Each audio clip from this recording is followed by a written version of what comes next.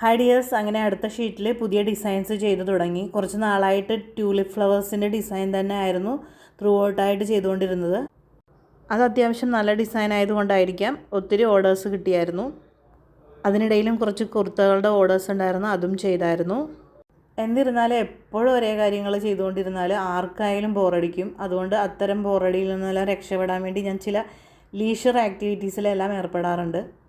ചില നേരം fabric painting, അല്ലെങ്കിൽ ചില നേരം ഗ്ലാസ് പെയിൻറ്റിങ്. അങ്ങനെ എനിക്കിഷ്ടമുള്ള പരിപാടിയാണ് മിനിയേച്ചർ ഗാർഡൻ സെറ്റ് ചെയ്യുന്നത്.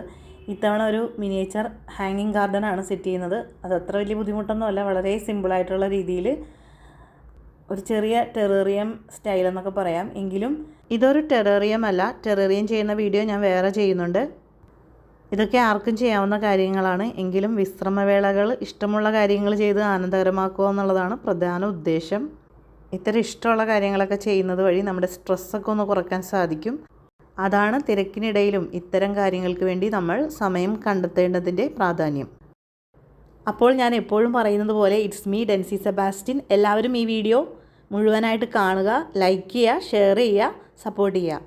Thank you.